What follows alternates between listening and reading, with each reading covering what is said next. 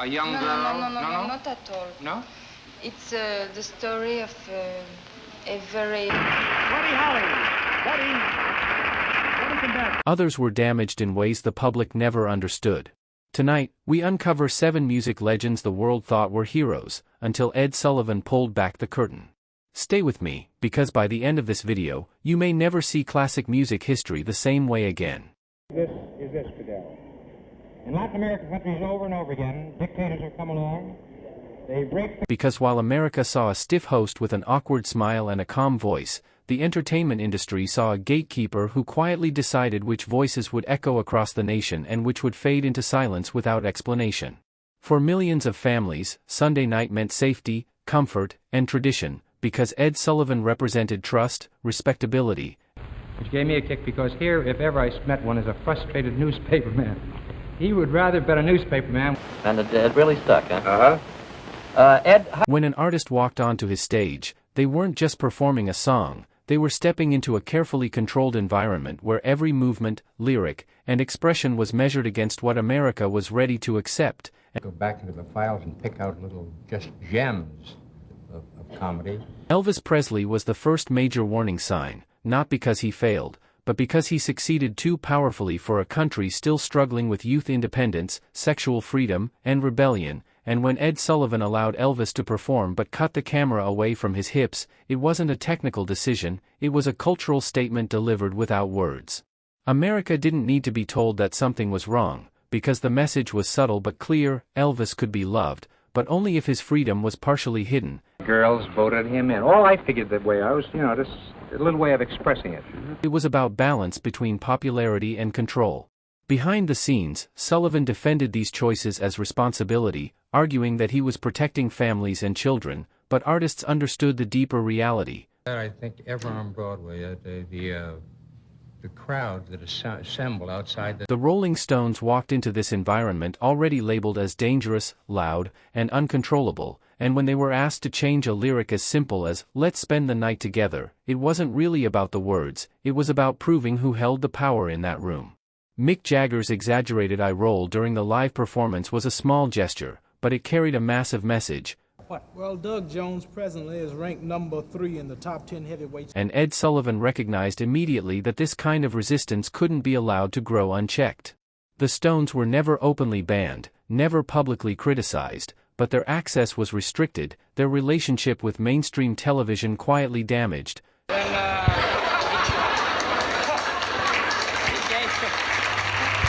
Jim Morrison, on the other hand, refused subtlety entirely, and that refusal made him a direct threat to the system Sullivan had built, because Morrison didn't just challenge rules, he ignored them. Willie Mays, for instance, while he's at bat, they must get their own style. He crossed a line that Ed Sullivan never forgave. There was no dramatic confrontation on screen, no explanation given to viewers at home, and no public debate, because the doors simply never returned, and their absence became a lesson to every artist who followed that defiance would be met with silence, not argument. Bob Dylan's story unfolded differently but carried the same message, because when he insisted on performing a song that hinted at censorship and power, Sullivan's team understood that the lyrics themselves weren't the danger, the meaning behind them was, and allowing that performance would open questions television wasn't prepared to answer. Dylan didn't argue, didn't compromise, and didn't apologize, he simply walked away, and viewers never learned what had happened, proving that exposure doesn't always come from what is shown, but from what is carefully kept hidden. As the years passed, Ed Sullivan refined his control, learning that he didn't need to break artists to shape them, he only needed to reward compliance and quietly discourage resistance, and that strategy turned his stage into both a dream and a warning. Young musicians watched closely, understanding that appearing on his show could define their future, but also knowing that their authenticity would always be tested against what was considered acceptable for American living rooms. This environment didn't create villains, and it didn't destroy talent, but it forced artists to make choices, between honesty and access, between expression and exposure, and those choices often followed them for the rest of their careers. Ed Sullivan rarely raised his voice, rarely insulted performers, and rarely explained his decisions, because his strength was in neutrality, in the ability to appear fair while enforcing invisible boundaries that only insiders truly understood. To the public, he remained a trusted figure, introducing acts with polite applause and calm authority, but to artists, He was a reminder that fame came with conditions, and that even heroes could be reshaped if they didn't fit the image America wanted to see. By the end of the 1960s, the message was clear: television wasn't just reflecting culture, it was managing it, and Ed Sullivan stood at the center of that management, smiling calmly while deciding which legends would be celebrated freely and which would be remembered with unfinished stories. And as the audience applauded from their living rooms, unaware of the negotiations, compromises, and silences behind the curtain, the foundation was set for even deeper exposure, because in the next chapter, the cost of that control would become impossible to ignore.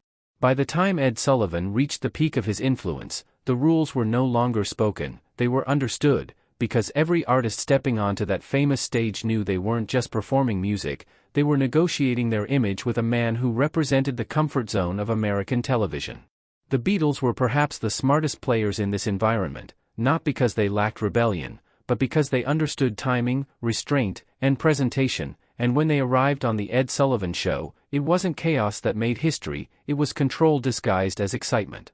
Their haircuts shocked parents, their humor softened critics, and their music captured a generation, but behind the scenes, every camera angle and lyric choice was carefully managed, allowing America to embrace them as heroes without ever feeling threatened by what they truly represented.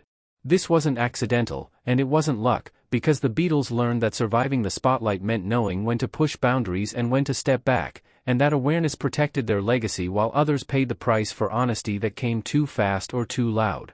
Nina Simone's experience exposed a darker side of that same system, because her music wasn't designed to entertain first, it was designed to tell the truth, and truth has always been uncomfortable for platforms built on approval and calm reassurance.